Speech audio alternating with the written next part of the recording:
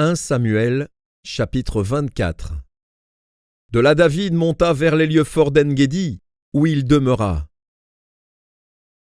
Lorsque Saül fut revenu de la poursuite des Philistins, on vint lui dire : « Voici, David est dans le désert d'En-Guédi. » Saül prit 3000 hommes d'élite sur tout Israël, et il alla chercher David et ses gens jusque sur les rochers des boucs sauvages.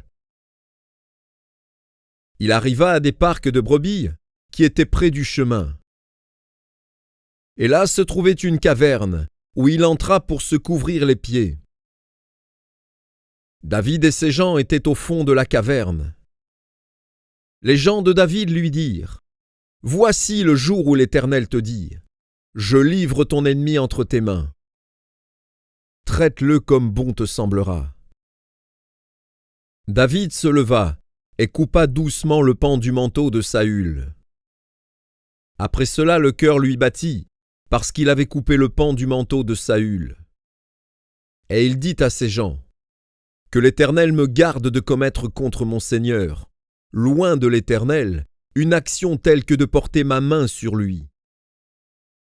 Car il est loin de l'Éternel. » Par ces paroles, David arrêta ses gens et les empêcha de se jeter sur Saül. Puis Saül se leva pour sortir de la caverne et continua son chemin. Après cela, David se leva et sortit de la caverne. Il se mit alors à crier après Saül : « Ô roi, mon Seigneur !» Saül regarda derrière lui, et David s'inclina le visage contre terre et se prosterna.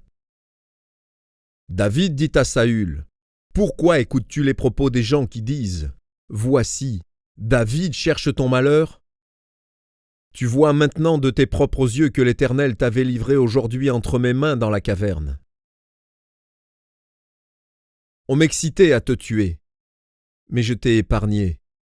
Et j'ai dit : je ne porterai pas la main sur mon Seigneur, car il est loin de l'Éternel.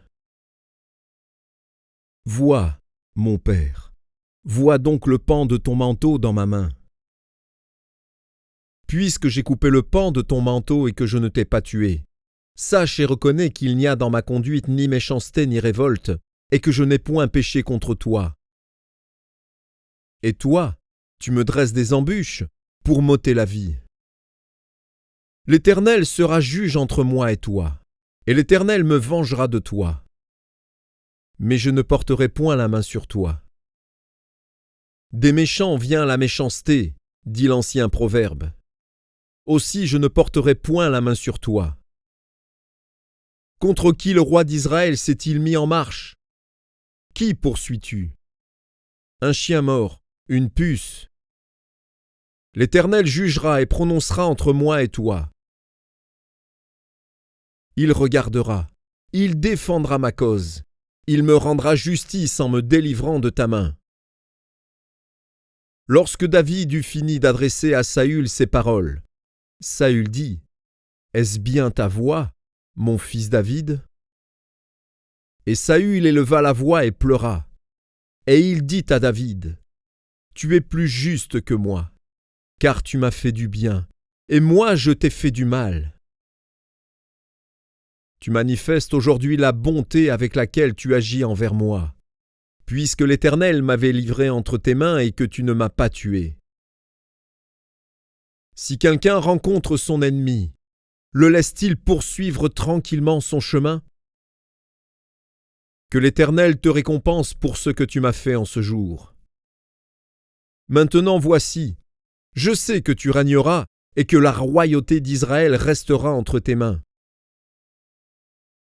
Jure-moi donc par l'Éternel que tu ne détruiras pas ma postérité après moi et que tu ne retrancheras pas mon nom de la maison de mon père. David le jura à Saül, puis Saül s'en alla dans sa maison, et David et ses gens montèrent au lieu fort.